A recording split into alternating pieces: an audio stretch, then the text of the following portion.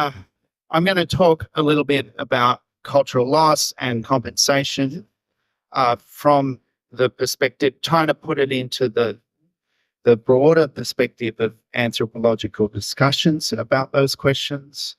Um, in considering the implications of the turn towards loss that we're seeing with the rise of the notion of a compensable act, and all the other kinds of legal and political developments in Australian society, whereby loss and damages and hurt feelings and questions of reparations are being raised, which extends from class actions to considerations under the Queensland Human Rights Act, which now enshrines a right to enjoy culture, to discussions, I think, of reparations and truth-telling in the broader political sphere. And I'm, talking to an article in the journal American Anthropologist, which is open access, so it's freely available. But to think about what it means to turn from concepts of continuity, resilience, and survival and culture, where I think anthropological discussions of Aboriginal life, Indigenous life have been held for 50 years, towards thinking about loss. And I think it's a significant paradigm shift, which mirrors the shift that Joel Robbins talks about from the cultural point to the suffering subject. And I think that, there is a sense that it's a contagious consideration, and hopefully that'll become clearer what I mean, insofar as it's changing the way in which we talk about Indigenous life and Indigenous peoples' self-presentation of their own history and culture, I think in potentially far-reaching ways. And as I've mentioned, it's occurring in a variety of contexts, including, most significantly compensation, but in these other settings. And the discussions arising, in relation to climate change big time. In the Pacific, there's people working on questions of loss and compensation reparations. But I've argued that I think it's tricky for us in anthropology because it sort of implicates the discipline's role in talking about culture. And it sort of requires us to engage with that role in all of its ambivalence, in the ways in which anthropology has historically framed Aboriginal tradition and language, objects, and so on, as a list of things that people have or that they don't have or that they have not. And that understanding has sort of spread widely, and it's probably continued to be embraced outside the discipline, even as many anthropologists have sought to think more holistically about change. So I think that a broader point is that just as the concept of culture has proved problematic, and there's lots of writing about that, so too as we turn to think about loss and elicit all these feelings associated with it, it's an interesting time, and it will influence people's sense of loss and change it in unpredictable ways. In some ways, as Stuart Kirsch, writing about Marshall Islands, says cultural loss is a critical blind spot of the culture concept, because we've tended to define culture as something which continually changes rather than something that can be damaged or lost. But people are increasingly, it seems to me, expressing a sense of loss. So how can we make sense of that?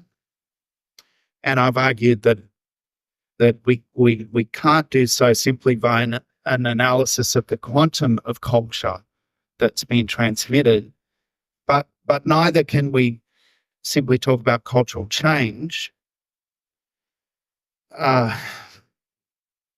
because all loss involves change and the perception that things are different from the way they used to be or perhaps ought to have become. However, many different types of change are not viewed as loss. So conceptually, I think there are a number of questions. How do we distinguish loss from change? And how are the concepts of loss and change entangled? Who experiences loss and whose loss is it? And of course, the question of valuation, in which anthropologists are now participating. How much is it worth? So they're difficult questions for anthropology because for 50 years now, we've not focused on loss particularly.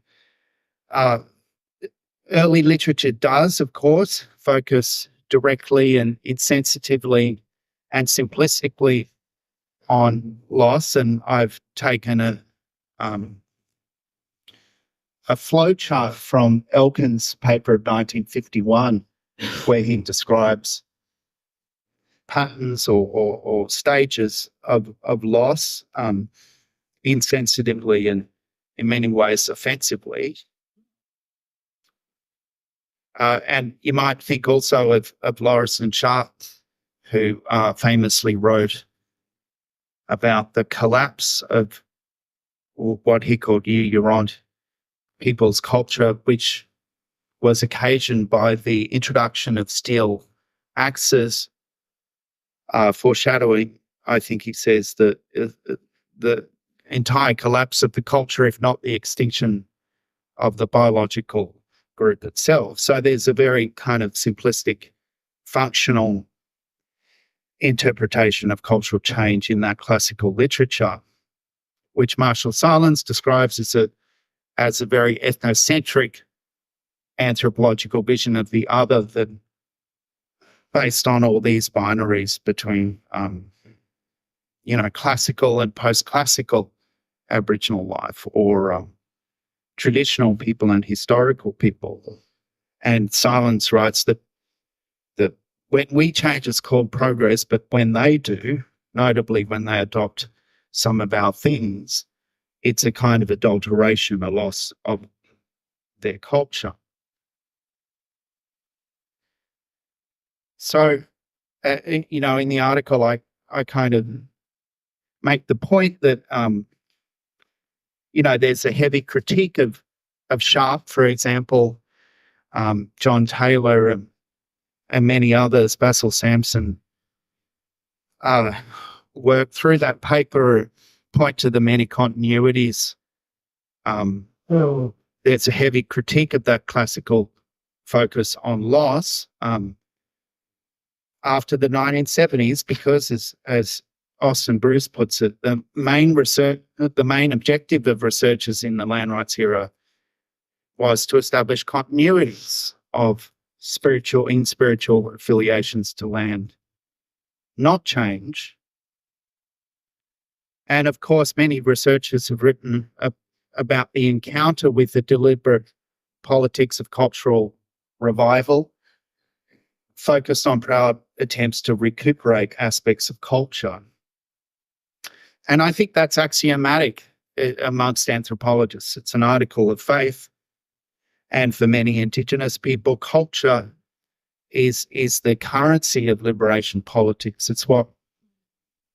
It's essential to that, and it's often founded on essentialisms and statements which disavow any meaningful change. And I'm thinking, for example, of Morton Robinson's embrace of the notion of ontology as an unchanging aspect of Indigenous connection to land that, as she puts it, notwithstanding the embrace of the cultural forms of the colonizer, these things have not diminished the ontological relationship to land. So the literature's full of statements like this, which I think are unhelpful in thinking about loss and the feelings that might have arisen from the alienation of land. So, of course, it's Timber Creek. Scholars have been addressing this, and there are examples from Kingsley Palmer and Pam McGrath. And in the international literature, I mentioned Stuart Kirsch writing about the impacts of atomic testing at the Marshall Islands and around the Exxon Valdez and the Deepwater Horizon disasters, which focus very much on some of the evidentiary issues of substantiating losses. And what I understand the courts to consider cultural loss as damage to the cultural value of native title inflicted by another. Now, as the jurisprudence is evolving, the courts have come to consider how those cultural connections to the land, those native title connections, have been affected by the compensable acts and how to value the effects of those compensable acts. And I think this is where anthropology, is involved in the making of value. And some of the literature around valuation is useful for thinking about this role. Evaluation and valorization that's embedded in making value. And the New South Wales Valuer General's report gives some insights into how this is developing as forms of loss, focus on things like access, residence, activities, practices, ecology, sites, trauma, and progressive impairment or incremental and cumulative loss of feeling or connection to country, while making the point that for the purposes of assessing compensation, the various forms of loss are to be considered as a cumulative whole rather than individually. So, of course, these forms of compensable loss will change as the jurisprudence matures. And we start to think anthropologically about this notion of a compensable act and how to address what loss is and means for Aboriginal peoples with, as I understand it, loss understood as collective rather than individual under these or other forms of loss via a focus on the incremental, cumulative and intergenerational effects of compensable acts.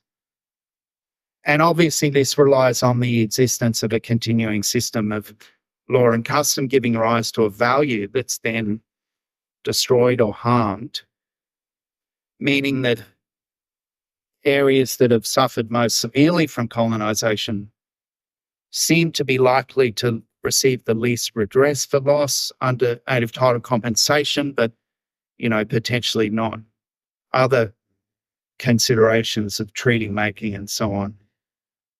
But I think this legal conceptualization of loss does pose questions and challenges for us in anthropology, at least in relation to the broader academic literature. Because of the mutual entanglement of feelings of change and the concept of change with the concept of loss. And I think that the tendency to produce an inventory of cultural traits which people have maintained or lost doesn't really answer the question of what loss means for people. Thinking about the quantum of knowledge or the number of cultural traits that people transmit only partly gets us there. And it's been my experience in the Gulf country that people also feel a strong sense of loss for things which survive, for example, and that there are other complexities for us to grapple with. Of course, the perception of loss is accompanied by emotions such as pain, regret, grief, and shame, as well as nostalgia, regret, and denial. And I think these contradictory emotions indicate how difficult it is to conceptualize loss, which is as much a feeling about change as a quantifiable thing that's mutually entangled, and difficult to discern from the kinds of normative statements about culture that are easy to elicit and that we tend to record. So how do we get at loss in that case? And I make the point that I think it's very difficult, it's complex, and I've encountered a lot of nostalgia amongst Aboriginal people in the Gulf country. And I think we work typically with older people, and that's possibly partly why we get this sense of nostalgia coming into our ethnography. But people talk surprisingly about how things were better at Normanton on the reserve, notwithstanding the difficult physical setting they face there and the discrimination. People have a great nostalgia for life on the cattle stations, despite stolen wages. People express a sense that everything is ruined now. Everything's finished. Everything's dead. The young people are hopeless. These kinds of comments are sometimes typical of people. And I think nostalgia is partly a kind of denial as well as a kind of mourning, and a way that people are acknowledging the impacts of their own choices in producing loss. I've typically recorded people expressing regret about not listening or drinking. And of course, these are misplaced allocations of blame. But in some respects, they're expressions of agency when people say, I didn't listen. I wish I'd have asked the old people that.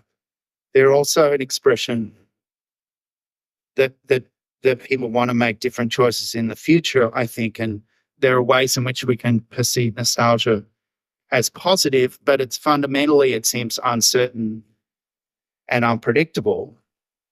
So I think people are experiencing loss and letting go of things in these kinds of complicated ways that are hard for us to research and to get at.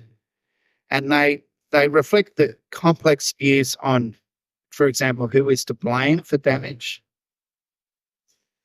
and inwardly focused emotions are commonly felt, I think, amongst those I've worked with in the Gulf, which give us an insight into the kinds of feelings involved in the experience of loss, prompted by the sense that things are not as they were, things are not as they could have been, and that someone is to blame or could perhaps be blamed, and that's not always clear.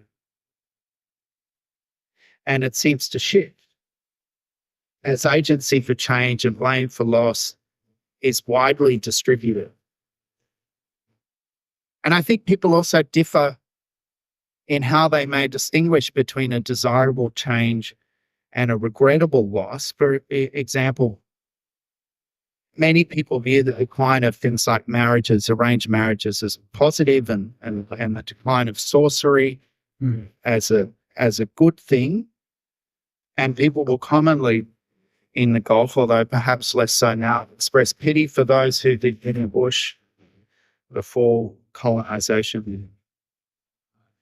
And these things vary between people as the experience of loss varies. And I think the experience of loss also changes over time in who it affects and how people are affected by it. For example, a change experienced positively by members of one generation may come to be experienced as loss by the next, or not. An experience of loss may come to be considered to be a change into the future. young people may experience a change that their elders view differently. I think that these things are yet to be grappled with. And they reveal the complexity of these kinds of feelings about change and loss. I think it's also the case that while some aspects of loss are straightforward to elicit and easier for people to articulate, others are not. So many people, in my experience, express a sense of loss as a feeling that something's missing without knowing what is missing or how to put it into words. And the question of how such loss may come to be valued or not is an interesting one. So I guess I've put a few provocations into the paper in seeking to think about this concept within the legal system, but also some of the broader implications of it for anthropology and for how we may think about culture and change in the discipline and beyond. And some concluding points or some discussion points, perhaps, that I think the early literature addresses loss very directly and insensitively, and after the 1970s, the emphasis on continuity, resilience, and survival has led to assertions about the quantum of knowledge reproduced across the generations, which have proved to be somewhat unrealistic. I think the politics of native title deferred people from making any effort to put feelings about loss into words or to look for anyone to listen. And I think as people are now seeking to do that, we're poorly equipped to hear them. And I guess pessimistically,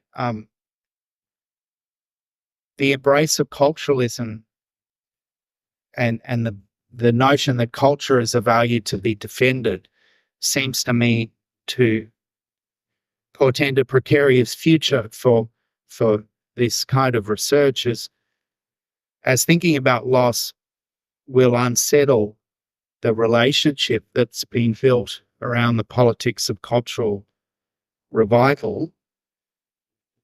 And I think it's quite unpredictable. And I finished the paper and I put the provocation there that it may prove too difficult, I think, to really grapple with the challenges. It may be antithetical to anthropology to do so. And I quote from Lucas Bashire, the anthropologist who worked in the Grand Chakao, in talking about the investment in preserving primitive lifeways as a public good and a radical imaginary, and the difficulty of really grappling with the damage that was done. So I'll leave that there as a provocation.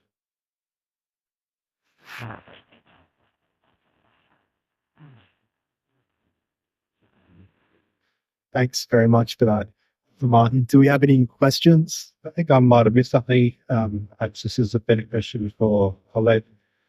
I'm confused here between loss of culture with cultural loss, and I think there needs to be a fairly clear distinction there.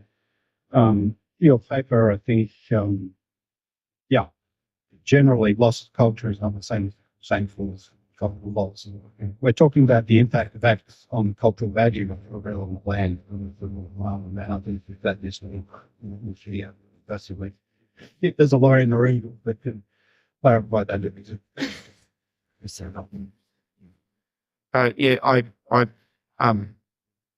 I guess I think it's partly the question of translation and thinking as this concept arises and as we grapple with it in anthropology and in interaction with the law, how do we do that? And to what extent is the legal framing of that meaningful from a disciplinary perspective, I guess. It's not answering the question, but I think that these broader contexts are arising, not just in the question of native title compensation, but in the broader discourses. But it may well be that, it's a better way to think about it as harm to native title, for example, rather than cultural loss.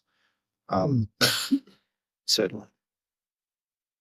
Just to pick up on your last quote from Lucas Bessier, where he says, investment in preserving primitive lifeways is a public good.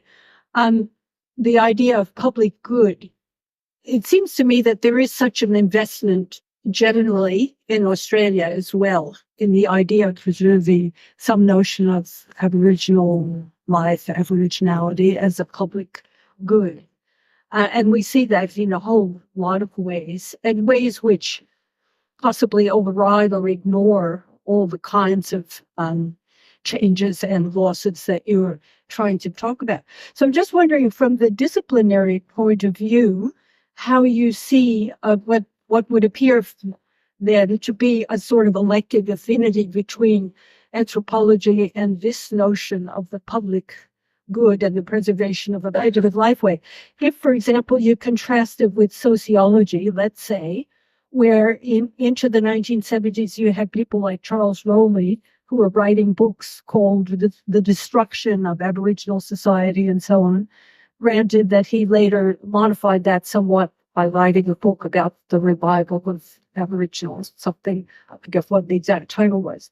But I mean, there seems perhaps to have been a somewhat lesser investment in, let's say, sociology and in history in preserving some notion of culture and culture as continuous.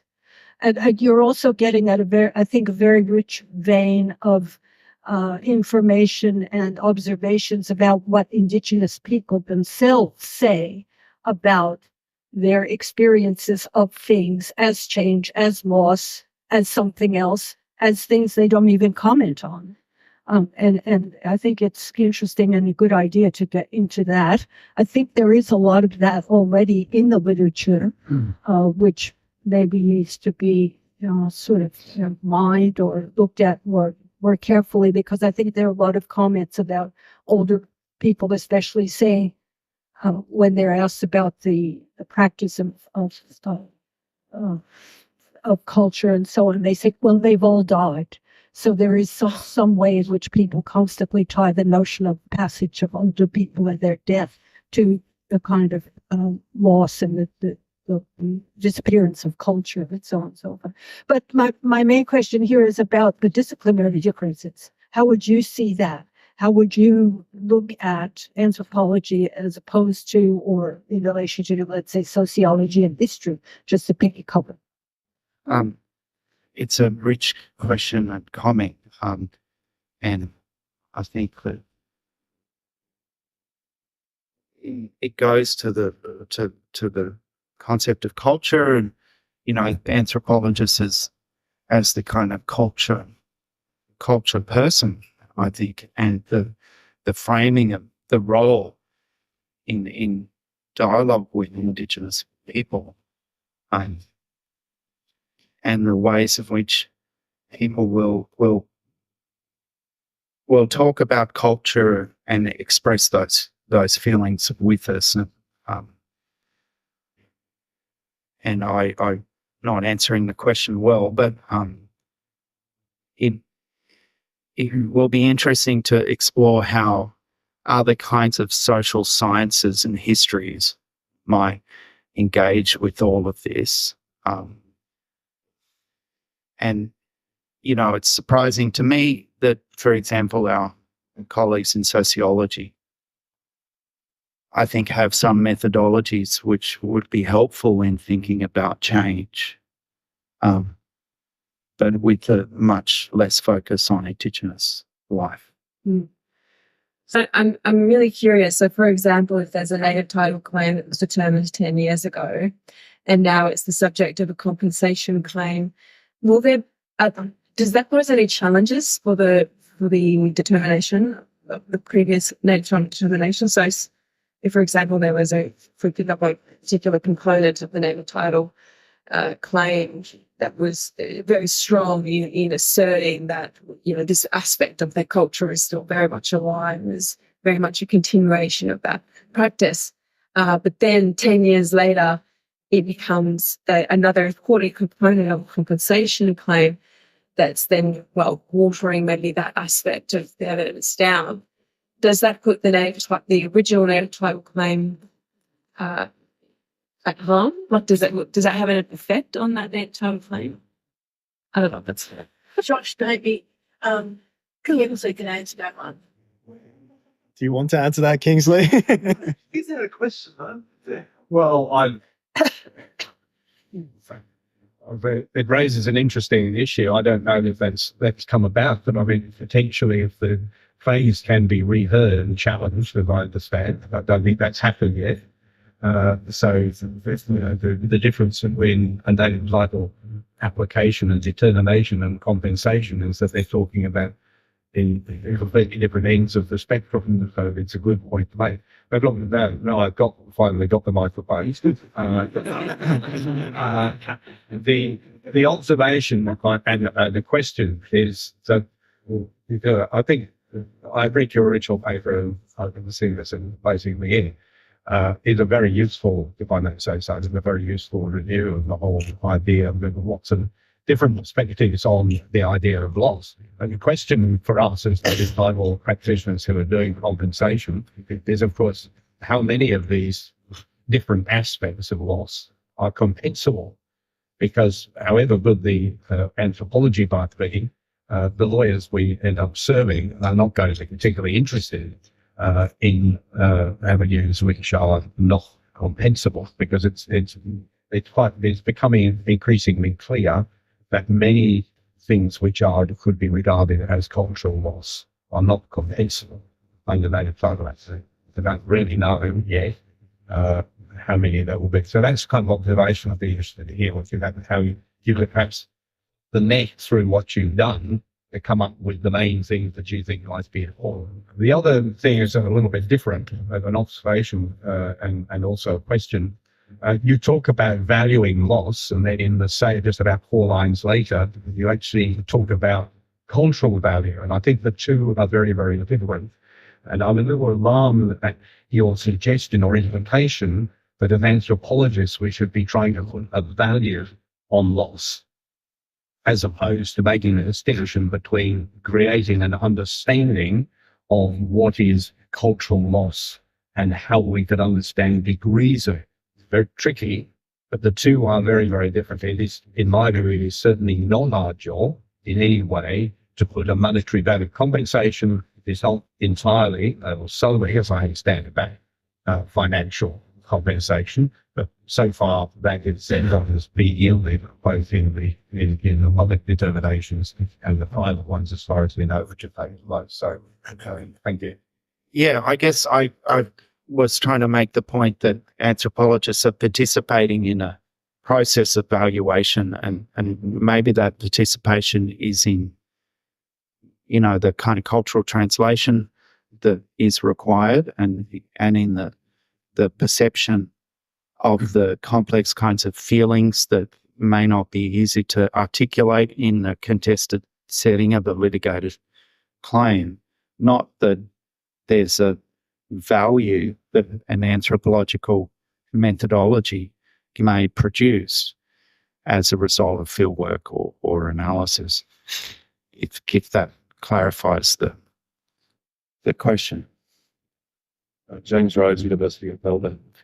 This is what people say for a contribution question.